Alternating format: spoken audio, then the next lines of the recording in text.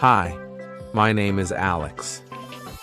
Today I'm sharing something that surprised me: how one ordinary day in the United States, spent completely without a phone, turned into my most powerful English lesson.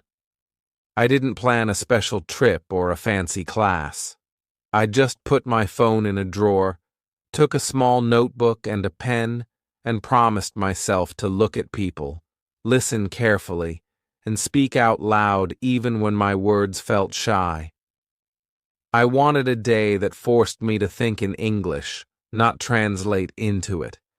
I wanted to feel the language in real conversations: warm, awkward, funny, human. This is how it went. I live in a shared house on a leafy street not far from a small American downtown with a farmer's market, a brick library, and a diner with chrome stools that shine like coins. My roommate Jordan knocked on my door and called, "You alive in there?" He's from Ohio, laid back, always smiling. I opened the door, holding my notebook like a shield. "No phone today," I said. "I'm practicing English with the real world." "Bold," he said. "If you need me, just shout." "Shouting is very analog," I joked, and we both laughed. I wrote the first phrase of the day in my notebook. "You alive in there?" A casual way to ask if someone's awake or okay. In the kitchen, I stuck sticky notes on everyday things: fridge, counter, stove, pan, mug, and under a stubborn cabinet hinge I wrote "squeaky." I whispered them like a tiny warm-up: mug, squeaky, stove. I poured coffee, and Jordan inspected my notes. "That one," he pointed at the cabinet. "Yeah, that hinge is super squeaky." "Super," I repeated, appreciating how Americans use it as an intensifier. I wrote "super" plus adjective in my notebook with a little lightning bolt. While I buttered toast, I told Jordan my rule for the day: if I don't know a word, I'll describe around it. No translating, no silent guessing, just circumlocution. I wrote that word down too, underlined twice, and drew a circle around it for fun. I left the house with no music, no maps, only the sound of crows, a distant lawnmower, and a neighbor raking leaves. The sky was the color of a clean plate. Without my phone, the world felt bigger and also closer, like a book open to a page I could finally touch. On the way to the coffee shop, I rehearsed small talk out loud. "Good morning? What do you recommend? Could I get that to go?" I liked how the expression "to go" worked like a little passport. Coffee allowed to travel. The door chimed when I pushed it open. The barista had blue hair and a friendly face. "Hey there, what can I get started for you?" That was a new phrase for me. I admired how service workers in the U.S. often use friendly, action-starting questions. It invites you to speak. I replied, "Hi, could I please get a drip coffee to go? And what pastry do you recommend?" I slowed down on recommend, careful with the MM. "Drip to go," she repeated, tapping the register. "I'd recommend the blueberry muffin. Fresh batch." "Fresh batch," I echoed. "I'll take it. Thank you. You got it." Another phrase for my notebook. You got it. Meaning, okay, I'll do that. While she poured the coffee, we chatted. "Are you from around here?" she asked. "I moved here last year," I said. "I'm studying and working part-time. I'm also trying to think in English. Today is a no-phone day."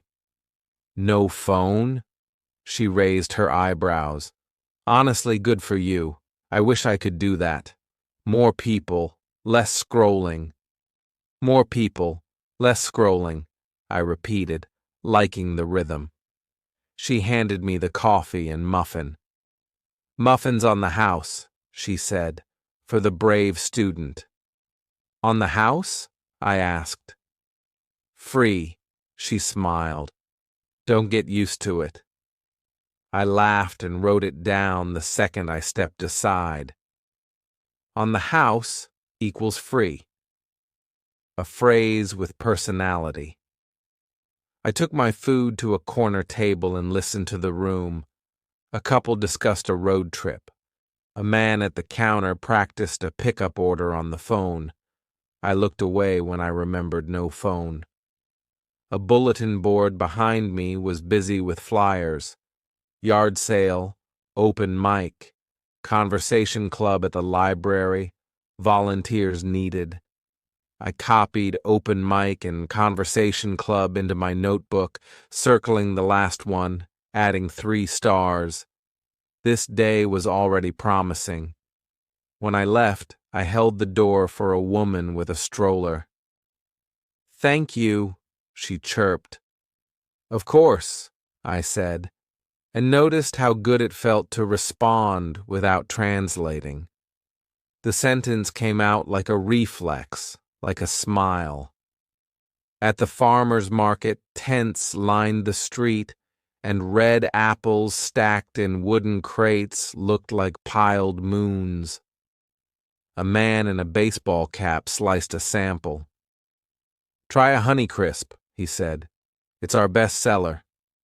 Best seller, I repeated, amused that an apple could be famous. May I buy 4? Go right ahead, he replied. Take your time. Take your time. I love that one. It's patient language. You are allowed to be human. I picked apples, asked how to store them, and learned the phrase, keep them out on the counter, so cozy and domestic. When I paid, the farmer said, You're all set, and tucked 2 extra apples in my bag. On the house, he added with a wink, twice in one morning. My luck was ridiculous. No map told me where to go next, so I followed instinct and the smell of bread. At a bakery window, I admired a loaf labeled sourdough. I pulled out my notebook and practiced mouth shapes for sour, that tricky diphthong. Sour. A woman stepped up beside me and said, That one's the best for grilled cheese. Oh, I said, thank you for the tip. Another phrase to keep, thanks for the tip. A gentle, friendly way to appreciate advice. The library felt like a deep breath. High ceilings, rows of books, like a green forest with endless paths. The librarian's name tag read, Ms. Patel. Her voice had the softness of a blanket. Welcome in, she said. What are you looking for today? Honestly, I asked. A place to practice English with people who don't mind my mistakes. I have just the thing, she said, and brought me to a bulletin board that mirrored the coffee shop's but tidier. She pointed to a flyer. English Conversation Club, all levels welcome. I copied the words, all levels welcome. I loved that invitation. She walked me through the library as if showing me her home, the reading room, the computers, the children's corner, the quiet study area. Every label became a friendly noun, corner, area, room. I asked her for a recommendation. Do you have a short story collection with everyday American dialogue? She found one called Stories from Main Street. The title alone felt like my day. Anything else? She asked. I'm collecting phrases people actually say, I admitted. I want to sound less like a textbook and more like a neighbor. She smiled. Then listen to how people hedge, she said.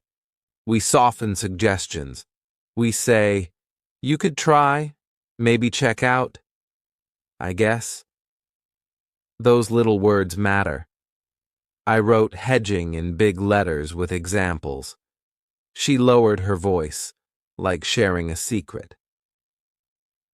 We also say, no worries for almost everything.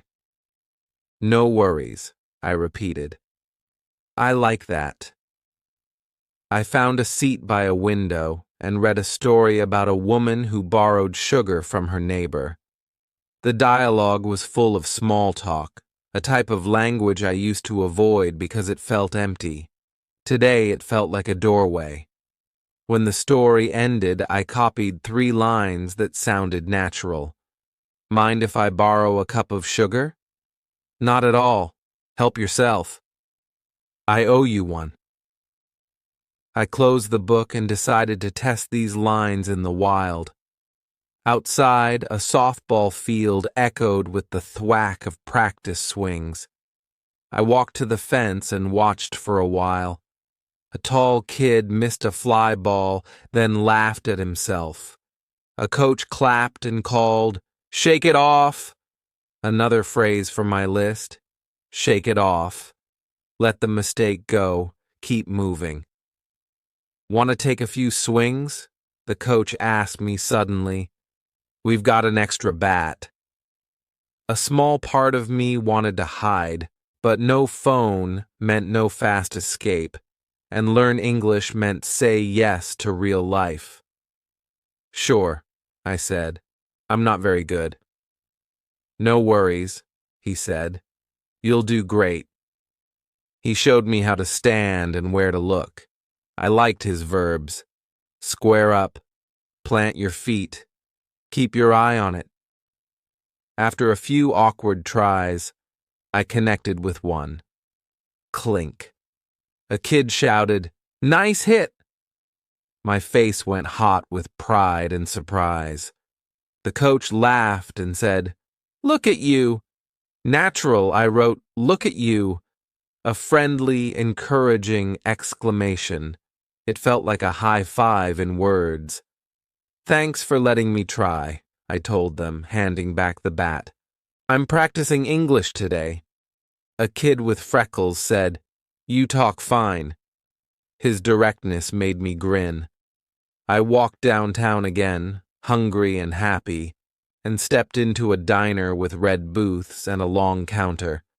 I took a stool and studied the laminated menu. The waitress, hair piled into a perfect bun, poured water without asking, which I realized is normal here. "What can I get you?" she asked. "I'm torn," I said. "What would you recommend? Chicken sandwich or veggie burger?" She nodded like a judge. "Veggie burger. Tastes better than it sounds." I laughed. "Okay, I'll do the veggie burger. Could I get a side salad instead of fries?" "You got it," she said, scribbling. "Want me to leave the menu?" "That's okay. I'm all set," I said, using a phrase I'd already heard twice today and finally owned. While I waited, I listened to conversations slide by. A family discussing homework, 2 men debating baseball, a young woman practicing a job interview answer under her breath. The waitress returned with my plate and said, "Heads up, the pickles have a kick." Heads up. A friendly warning. Have a kick. Spicy. I thanked her and tried the burger. She was right. It tasted better than it sounded. When I paid, she said, "Do you need a receipt?" I added receipt to my vocabulary. I also noticed how often Americans add, "Do you need," to keep the ball in your court. It's polite power sharing. On the sidewalk, a man in a navy jacket balanced a cardboard box on his hip. "Door?" he asked, nodding at the shop entrance. I jogged over and pulled the handle for him, feeling like part of the city's body, two hands working together. "Much appreciated," he said. I repeated it quietly. Much appreciated, liking how formal and friendly it felt at once.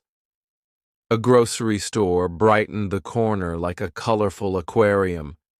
Without my phone's notes app, I grabbed a paper basket and wandered. I read labels out loud in a whisper: spinach, cilantro, cottage cheese, whole wheat.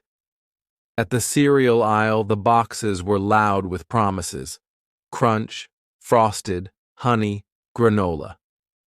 I practiced sounds: car, gr, saint. At the register, the cashier asked, "Paper or plastic?" "Paper, please." I liked how the question was a tiny lesson in everyday choices. "Do you have a loyalty card?" she asked. "No, not yet," I said. "Could I sign up without a phone?" "For sure," she said, and pulled a small form from a drawer as if she'd been waiting for me. "Old school style." "Old school," I repeated, another friendly idiom for my notebook. Back on the street, I passed a barber shop where men laughed through the open door. The laughter felt like wind bells. A chalkboard out front advertised, "Walk-ins welcome." I touched my hair automatically. It was getting shaggy. I considered it, then ducked inside because saying yes was the new rule. "Got time for a quick trim?" the barber asked, flipping his comb like a magician. "I'm trying no phone today," I said, "so I can't show a photo. I'll describe it. Shorter on the sides, not too short on top, clean around the ears." "Say no more." He smiled. He understood my description English, and I felt brave for asking. While he worked, we talked about weather, sports, and why I moved to the U.S. He corrected me gently once. I said, "I didn't knew that," and he said, "Didn't know. You got it." No shaming, just a small turn of the wrench to fix the grammar. I wrote the correction in my memory, like a note taped to a door. When he finished, he spun me toward the mirror. "Looking sharp," he said. "Thank you," I replied, and meant it. I paid and left a tip, another American rhythm I was learning, and felt smoother, lighter, a little more local. A chalk arrow on the sidewalk said, "Community Center arrow right." I followed it. Inside, a volunteer with a lanyard said, "Hello, what brings you in?" I told her about my no-phone mission and my desire to practice English. She clapped her hands like I'd just brought cake. "You're in luck," she said. "There's an open house. People from different groups are here. Volunteers, conversation club, hiking club, you name it." A table labeled English Conversation Club was staffed by two smiling women. One wore a pin that said, "Ask me about idioms." I loved her already. "Hi," I said. "I saw your flyer at the library." "Oh, yay," she said. "We meet twice a week. Today's theme is small talk that feels big." That phrase was delicious. I sat with them and we role-played introductions. We practiced, "How's it going?" "Can't complain." "Not too shabby." We learned how to pivot from small talk to a real topic. By the way, I've always wanted to try that diner. What do you usually order? I shared my experience from earlier and taught the group, "Heads up, the pickles have a kick." We all laughed, and someone wrote it on a big paper pad. My mouth felt fluid. I wasn't translating. I was participating. A man from the volunteers table approached us, holding a sign-up sheet.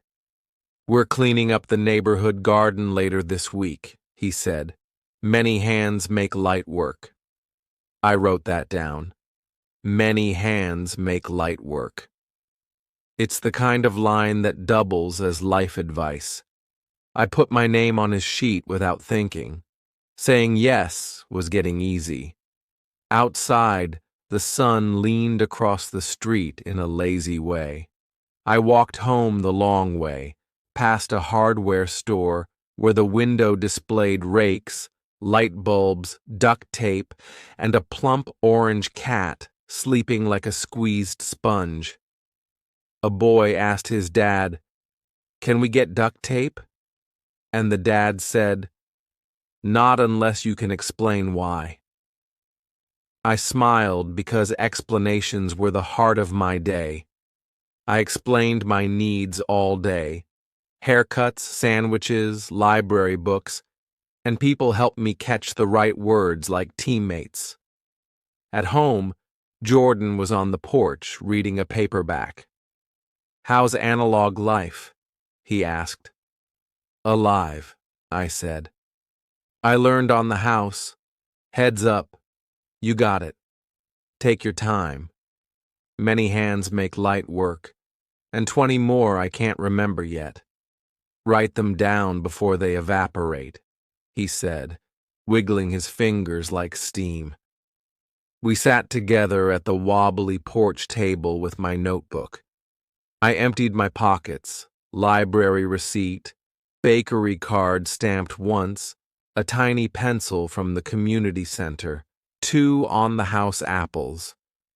I wrote fast and messy, then rewrote neatly, because repetition is the glue of memory.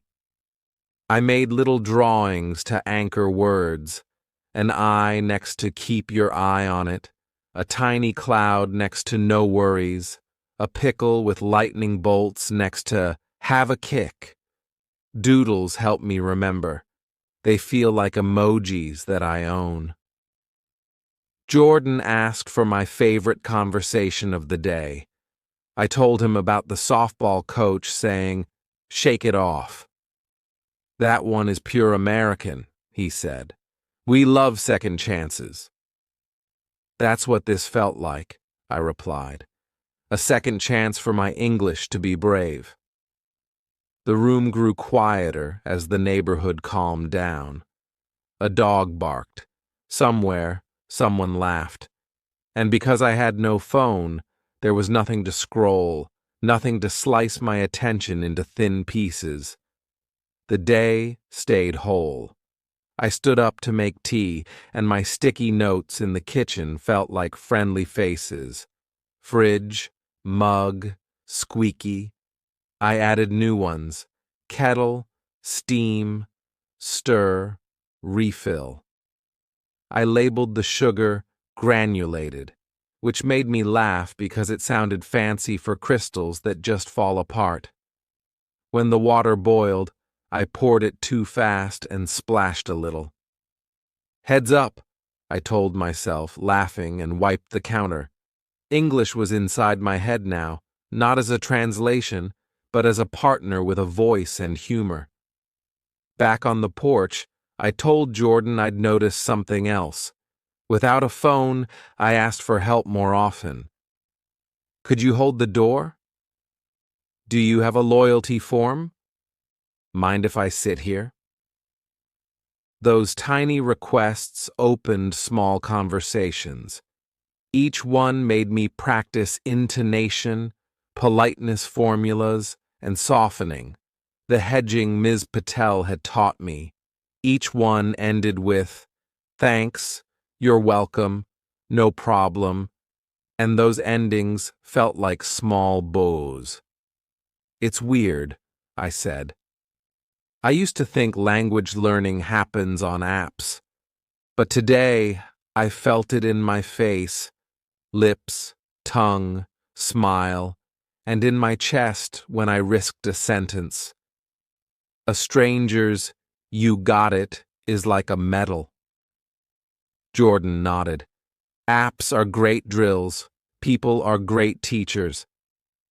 I heard my phone where I had left it, in a drawer in my room, like a quiet animal, sleeping. I knew that if I took it out now, I'd get a rush from seeing messages. But I also knew the screen would scatter the day like birds. I decided to keep it asleep. Instead, I opened my notebook to a fresh page and wrote a short paragraph in English, only summarizing the day. I learned to ask for what I need with simple, friendly phrases. I practiced being patient with myself and letting mistakes go. People helped me when I was clear and kind. Without my phone, I noticed idioms, tone, and rhythm. The city became my classroom, and I felt brave. I underlined brave. A breeze lifted the corner of the page. I imagined tomorrow. I would bring the same notebook but allow my phone again, maybe in airplane mode when I walk, to keep the world loud. I would go to the conversation club and share small talk that feels big. I would return to the diner and try the chicken sandwich so I could compare recommendations with a real experiment. I would go to the garden volunteer event and learn the tools' names: trowel, wheelbarrow, hose nozzle, mulch. I would ask people about their favorite idioms and write them with doodles. Before going inside, I looked up and tried an English habit I admired: gratitude out loud. "Thanks for today," I said to the air, to the people, to the language itself. "You got it," the city seemed to answer, playful as a friend. Language notes from my notebook, the helpful bits I kept using, polite openers I used a lot. "Could I please? Would you recommend? Mind if I? Do you happen to have? Is it okay if?" Friendly everyday replies that sound natural. "You got it. I'll do that. No worries. It's okay. You're all set. Everything's ready." "Sounds good," I agree. "Much appreciated. Thank you," slightly formal. Useful idioms and expressions. On the house. Free. Heads up. Warning. Notice. Take your time. No rush. Shake it off. Forget the mistake. Keep going.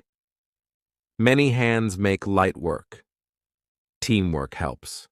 Softening, hedging that makes requests gentler.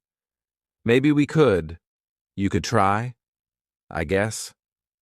I'm not sure, but it might be better to.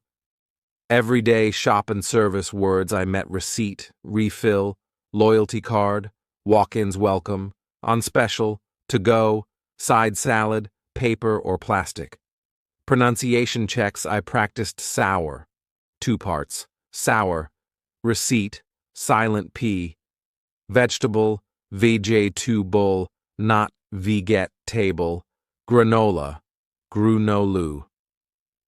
Little grammar fixes I caught myself on: I didn't know, not didn't knew. Could I get? And I'll do the veggie burger. Both sound natural when ordering. If you're learning English like me, try your own no-phone day in the US. Label your kitchen, carry a small notebook, say yes to small talk,